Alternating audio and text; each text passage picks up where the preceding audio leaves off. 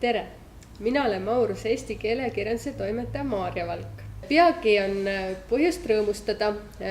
Töös on meie 5. klassi tööraamatu esimene ja teine osa ja on lootust, et esimene osa näeb üsna varsti trükivalgust. Täna oleme siia kutsunud ühe autori, Reet Variku, kes saab sellest tööraamatust juba veidi lähemalt rääkida, et mis on tulemas. Kõigepealt ehk räägib paar sõna endast. Olen Reet Varik. Olen õpetajana, eesti keele ja kirjanduse õpetajana töötanud 2004. aastast.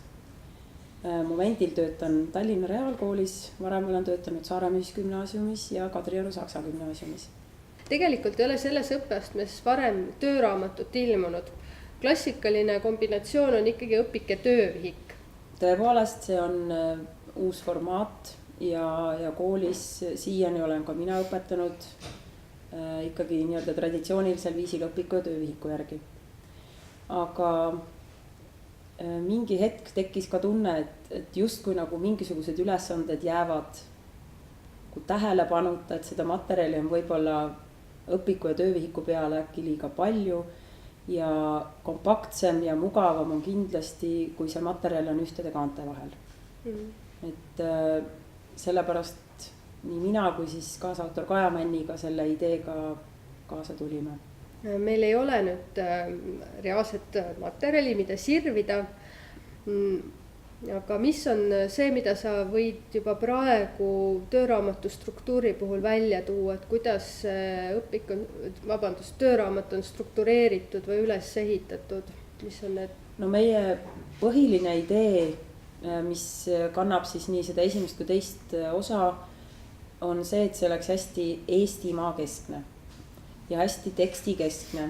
Et see tähendab seda, et näiteks kui teemaks on kaasaliku ühende õigekiri, siis ei ole seal lihtsalt mingisugust niisama lünkade täitmist, vaid seal on konkreetne tekst mingisugusest konkreetsest Eestimaa kohast. Ja samas me oleme ka proovinud katta kõik sellised olulised valdkonnad ja teemad, mis võiks 5. klassi õpilast kõnetada. Et muusika, kunst, sport, kool, trennid, ajalugu, mis tahes valdkond siis. Esimeses tööraamatu osas on 3 suurt peatükki, teises on 4 suurt peatükki. Kõik teemad katavad riikliku õppekava, ehk siis 5. klassis on seal hääliku õigekiri, algustähe ortograafia, kokkulahku kirjutamine, lauseõpetus, meediatekstid ja kui veel tekstiõpetusest rääkida, siis iga suure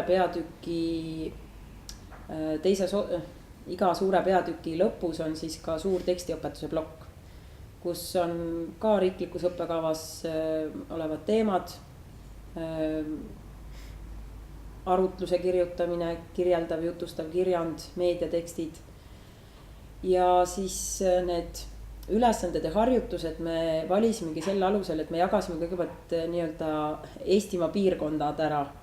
Et siis meil tuligi välja nii, et näiteks, et hääliku peatüki tuleb Läänemaa ja Saaremaa teemasid.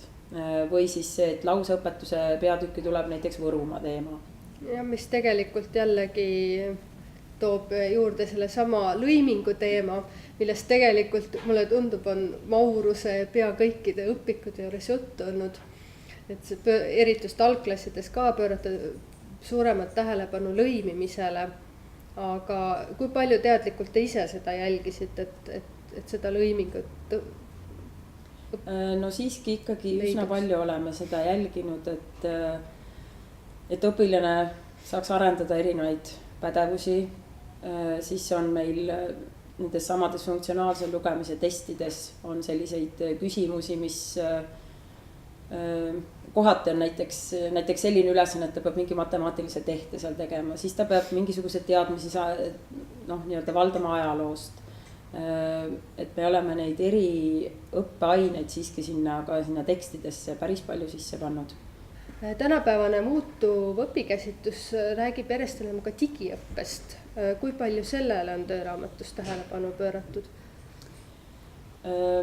digiõppele olen ma täiesti teadlikult tähelepanu pööranud, et nii näiteks on eri teemade puhul kas mõni videoklipp, millele siis on õpikus tööraamatus viide. Ja siis on päris palju selliseid ülesanded, kus õpilane peab ise näiteks Eesti Keele Instituudi keelekogudest leidma vastuseid. Ja sellega seoses nimetan ka ära, et ka sõnavara arendamine on selle õpiku üks päris selline tugev eesmärk ja suur eesmärk. Ka metoodiliselt oleme ka lähenenud nii, et oleks võimalik teha lapsel üksi neid harjutusi, siis on palju ka paaristöö ülesandeid või ka selliseid väiksemaid grupitöid. Ja kuna seal näiteks mõni ülesanne ongi see, et tuleb rühmas mingisugune ürituse kava koostada, kui eelnevalt on õpetatud, mis ülesanne on kaval, mis eesmärk, et see arendab ka siis loovust kõige muu kõrval. Tõotab tulla väga huvitav materjal, ootan põnevusega.